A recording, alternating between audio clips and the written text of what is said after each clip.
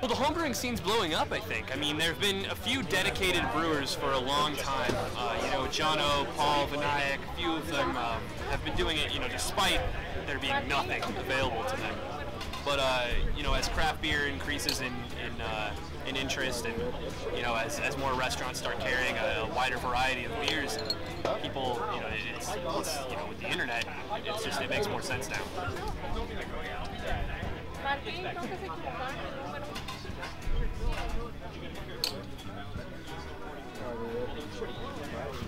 And I was kind of caught off guard. It's like, what got me into it? Well, obviously, I want to make beer. But yeah, it was a little more complicated than that, I guess. Rogue Hazelnut was one of my favorite beers for a long time. I'm not real too fond of it now, but it was one of my favorite beers. And the biggest thing was that it was $6 a bottle. I mean, that's expensive, right? So I had heard of this whole homebrewing thing. You know, I had a couple friends, and I got with some people on Reddit, and I figured out how to make a recipe that would make it for like $1.10 a bottle. And I was like, oh man, that's beautiful. I'm totally in. And so, you know, that's what I did, and, you know, then began the sickness, and I just started spending all kinds of money improving my setup and making better beer, and, you know, here I am.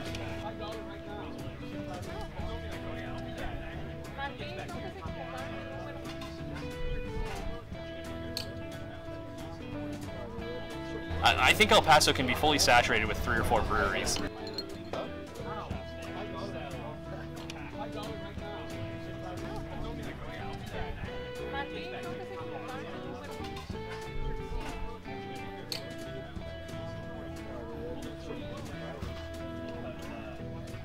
I've been involved in home brewing since about 1980, I guess. Originally out in the Bay Area in California. And then in El Paso, the heyday of the former existence of this club, Borderline Brewers, started in the early 90s. And I think I joined it in 94. For about the next 10 years then, it was a very active, very boisterous club. And for various reasons, we ceased to exist in 2003. And so this is the second wave of the club, in a sense. It started January 2010.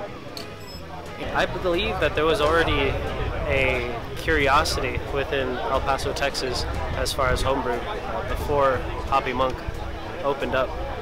But when the Hoppy Monk opened up, it opened up not only a place where those guys who appreciate, and women who appreciate really good beer, a place where they can go to drink beer, really good, fine quality beer.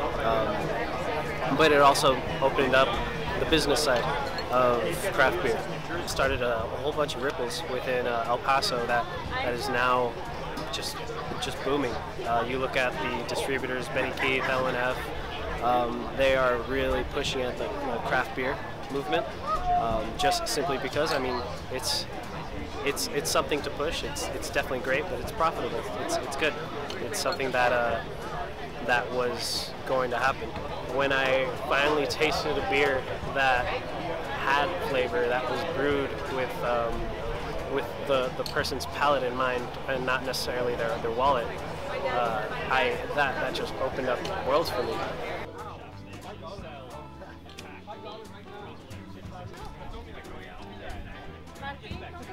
You're getting these ingredients and you're throwing them all together, and you can make so many different flavors, so many different palate experiences. Very rarely follow a recipe. It's kind of like how I cook. Open up the cabinet, see what's in there, and start brewing. As long as you got a little bit of control of sanitation and yeast, hops, water, and something that will convert from starch to sugar that will ferment, you can make a beer. Started about 6 years ago, started doing extract batches, which is what most people start off doing. And only about 2 or 3 years ago did I start doing full extract batches. We're a pretty unique concept. It was called Primo's Craft Beer. Our whole goal was to introduce El Paso to something really new and different that they couldn't get a hold of here in town. We had a good run for 2 years, and we got to try a lot of good beer. A lot of good beer came through our store, off our shelves, and it was a great experience while it lasted. Luckily now I was able to land with Big Brewing. We're, like I said, a small brewery out of Alpine, barely 2 years old, and we're getting ready to roll out in El Paso on a big scale here. Make their own equipment. You don't have to buy something from a store. You can pick up what you need at Home Depot and build it yourself, and that's why everybody's setup is never going to be exactly identical. There's always something different, something unique to everybody's setup. You get to see home brewing in all its activities, people brewing spontaneously. We've got about 10 different brewers brewing, different styles. The club itself isn't just brewing, it's sort of beer appreciation and beer education. The world of beers is gigantic. There are hundreds of different styles of ales, there's many other different styles of lagers, and most people are unaware of all these. Most of those others are superior, I would say, to the ones that are most widely sold in the United States. Just trying the different beers, you get really interested in the process and how it happens.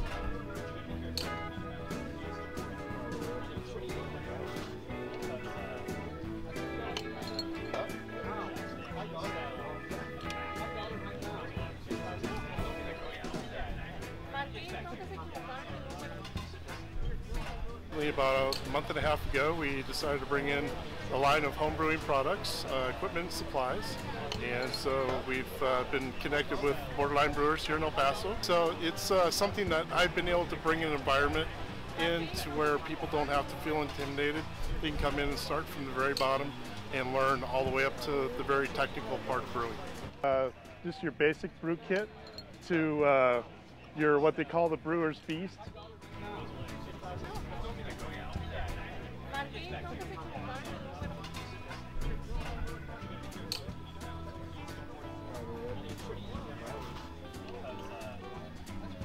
My personal third year doing Big Brew with the Borderline Brewer Club, and every year I've seen a bigger turnout, and we just expect it to grow and grow from here on out. We got about 50 people, 10 batches of beer getting brewed at the moment. We even have a food truck out here. There's a lot of good new people that I've met, and it's always fun to check out everybody's setup and see how they go about putting together all their equipment for home brewing. Another year or two, it's just going to keep on getting bigger and bigger. I know that there are breweries that are in the works that are going to start happening, and yeah, it's just going to blow up pretty soon. A conscious effort to learn and to study and to really be absorbed by the craft beer movement, and then eventually to homebrew. Just simply because I think it's an art in itself. And then to me, there's sort of a hidden theological element to it all. To me, it's worship of the beer gods. That's really what the club is all about.